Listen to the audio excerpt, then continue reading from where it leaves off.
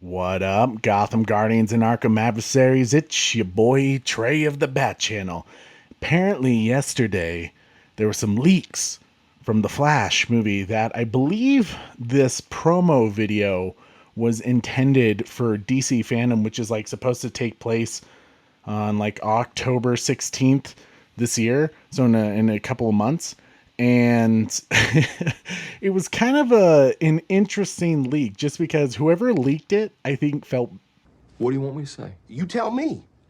I fucked up. Yeah.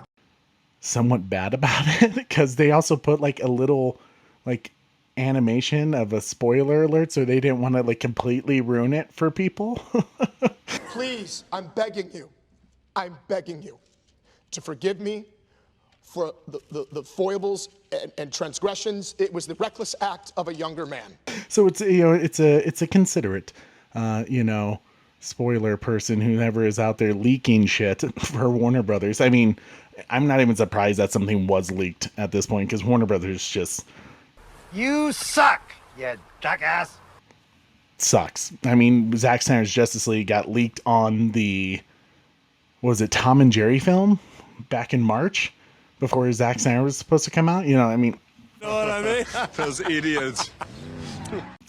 ridiculous. But anyways, we won't show any of the pictures from the Flash scene because I hear a lot of people are getting like copyrighted strikes and stuff like that. But just to kind of talk to you guys about it, some of it is actually kind of interesting, and some of it, as you guys know, as I've talked about the Flash films before, I'm kind of neutral on it. I don't know what to think about it. I want to support it because it's Flash, it's DC. There's Michael Keaton's Batman in, but more importantly, Ben Affleck's Batman is returning, which, man, if you haven't seen, I think Ben Affleck is getting close to filming his stuff because he's starting to bulk up again for Batman, He must work out. which kind of tells me I think he's going to be back in the suit. Just like I think Keaton's will be back in the suit. Some of the concept art is, I don't know. It's kind of interesting. I mean, there's one where the Flash is saving a bunch of babies. Penguin? I mean, killing sleeping children. Isn't that a little,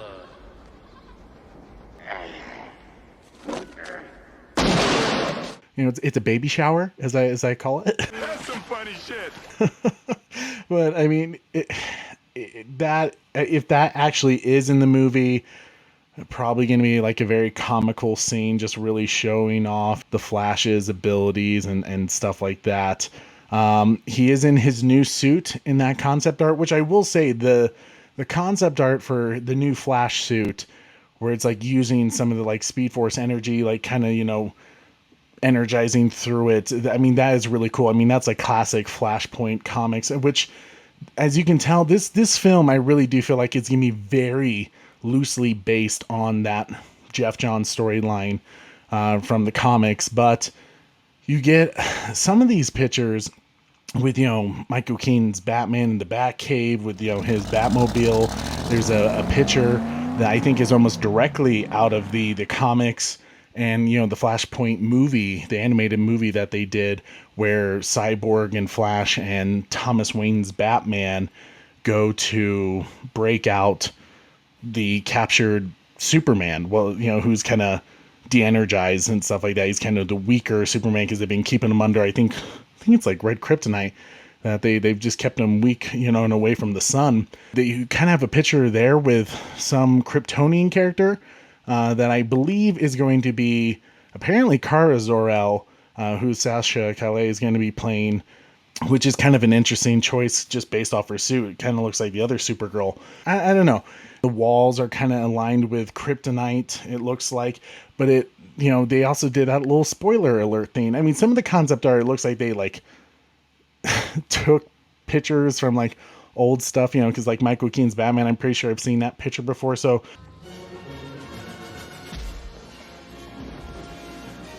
the weird part was the video that had Ezra Miller and even Andy Muschietti talking about it, which kind of a weird thing that happened there, and that kind of puts me off with the Flash film, is that, and Andy Muschietti, who's the director slash writer of the film, could have been just messing around, joking and stuff like that.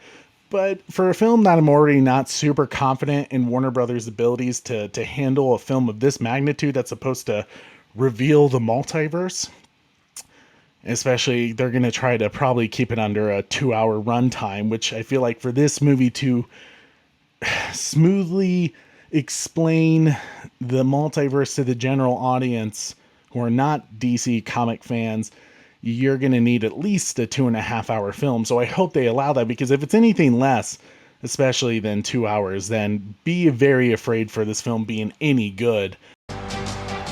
Don't fuck this up, Mitchell! Andy Muschietti had said is that we have these like solar powered aliens. We was talking about Supergirl, and then 2 idiots.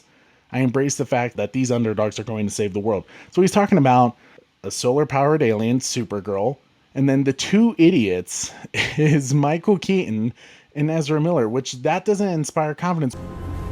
I have a bad feeling about this.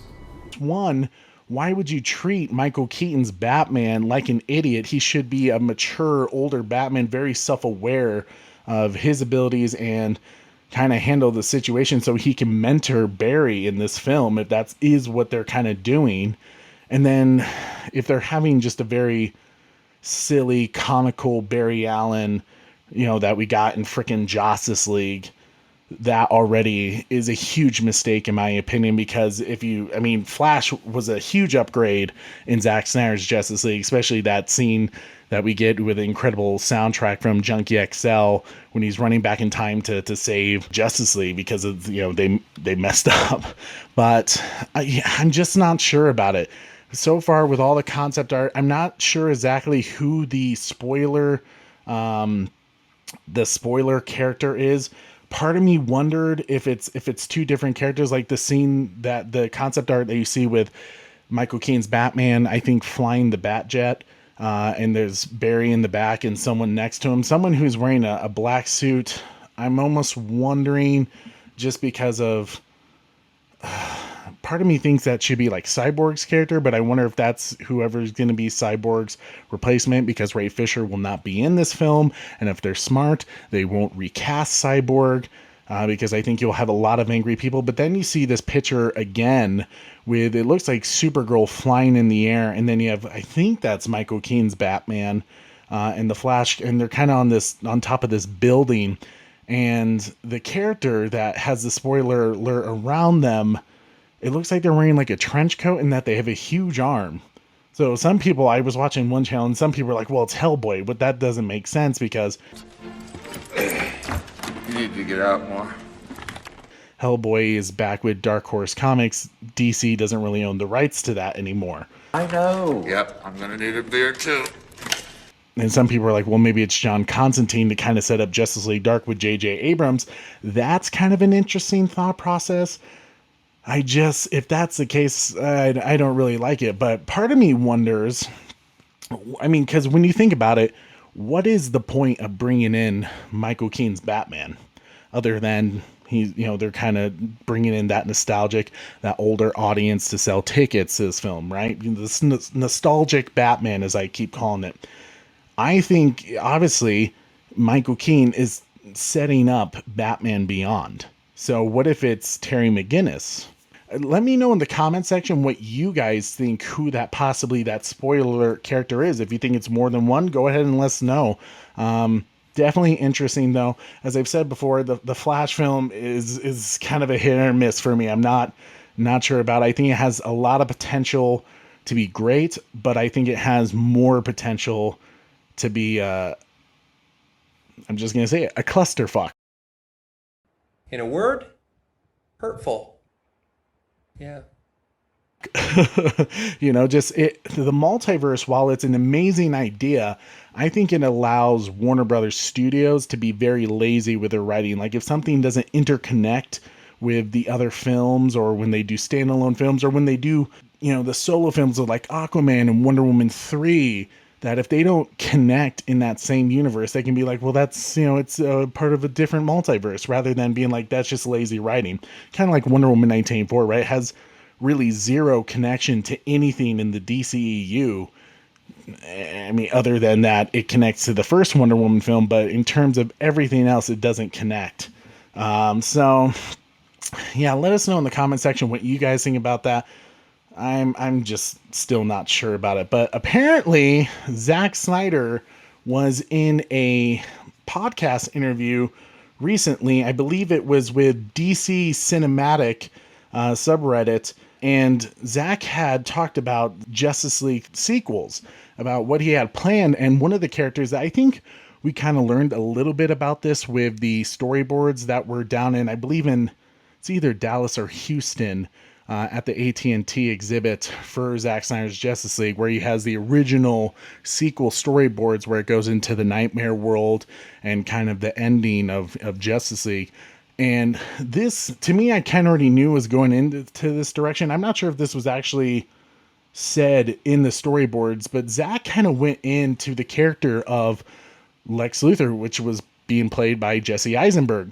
And he had said, we had talked about that he is in the final battle, and he's the one that brings the nuke into Darkseid's spaceship and detonates it himself. It's kind of like he wasn't down with the concept of completely destroying mankind. He didn't realize that was the bet. So that kind of thing is something he would be capable of, and he could go all the way. So that right there, man, Zack had such an incredible plan of this redemption arc for Batman, for Lex Luthor. After all the crap Lex Luthor has done, when you think about it, of what Zack was setting up, how Lex Luthor is the villain and Batman v Superman, pulling all the strings to get Batman and Superman fighting.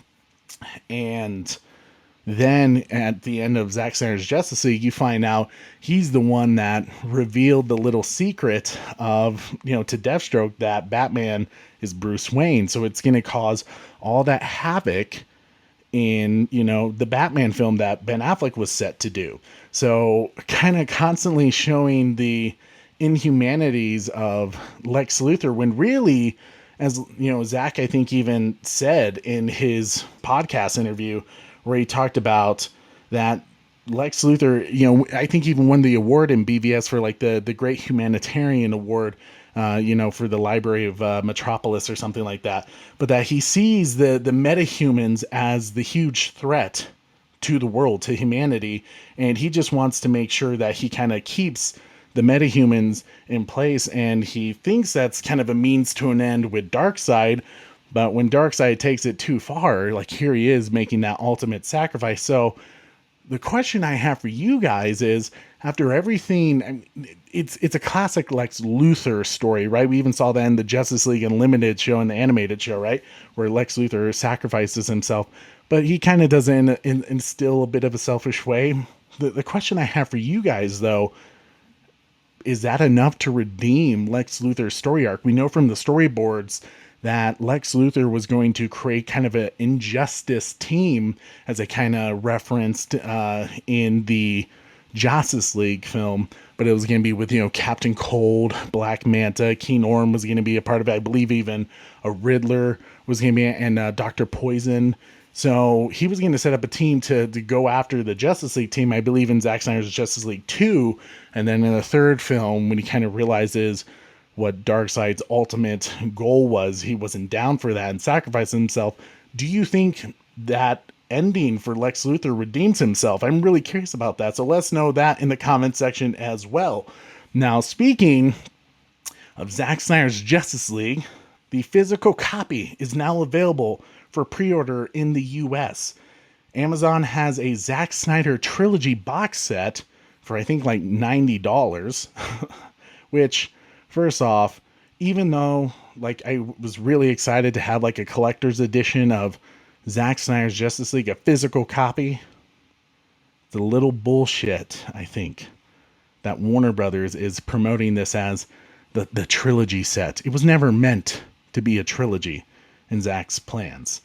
It was always meant to be a 5-movie arc, with Man of Steel, BVS, Zack Snyder's Justice League, Justice League 2, Justice League 3. And then Zack was done. It was a 5-film story arc that he had planned. So the fact that they're like, here you go, trilogy box set, shut the hell up and enjoy it. But I pity the fool and I will destroy any man who tries to take what I got. You know, it's still that BS that Ann Sarnoff kind of said in that article shortly after the release of the Snyder Cut. But I believe it will be available like September 6th or 7th. It's one of those dates that finally you'll be able to get it. But pre-order is available now. And what do you know, just like it was in every other country, Zack Snyder's Justice League is the hottest selling item on Amazon for DVDs. Hey, I'm not surprised. In fact, the trilogy box set is number 1, and the regular Blu-ray 4K steel case cover is number 2. So, how does this all feel to you? Where the is my second belt? I've already got this one. Where's the second one at? Cheap. I will have a link in the description below for you guys to pre-order this. I'm going to pre-order mine.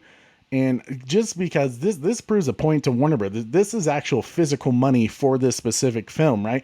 With HBO Max, your money's kind of going to every piece of content they have there. But here specifically, your $85. I think the 4K steel case is like $50. Good grief. They definitely know that there's people like us who are just going to spend every single dollar to get a physical copy. So they're putting that price up. And I get it's a 4-hour film, but when you think normally a DVD when it first comes out is like $20. So, and that's usually a 2.5-hour film, should be like right around $40, right? But no, they're gonna top on that little extra $10 because Warner Brothers is greedy. It's true. Hey, this is episode 101. We had a great episode 100 with the Batfleck movie team where we raised over $100 for Feeding America. That was such a great show. I loved having them on. Hopefully we'll have them on again fairly soon here, but it was a great 100th episode celebration with them and all for a great cause as natural. And I appreciate everyone who participated in that, donated money to us. It was very, very exciting, but it's been a while since we got a phone call. Let's see who's calling. Hello? Yeah, I need friends. Man, is the Flash film even a solo Flash film anymore? Or is it simply another Justice League film with a whole bunch of Batmen? Hey man, I'm just being real with you. I don't think this film is going to do well if it's not connected to the Snyderverse. Oh, that's rude. It's true. Sorry. Man, thank you guys so much for watching. Make sure to hit that like, share, and subscribe, and hit that notification bell so you never miss an episode. And go ahead and share this video. Help us make this Bat family all the larger. And man, I am so excited for what the future has in store for us. It's going to be good. It's going to be the hot sauce.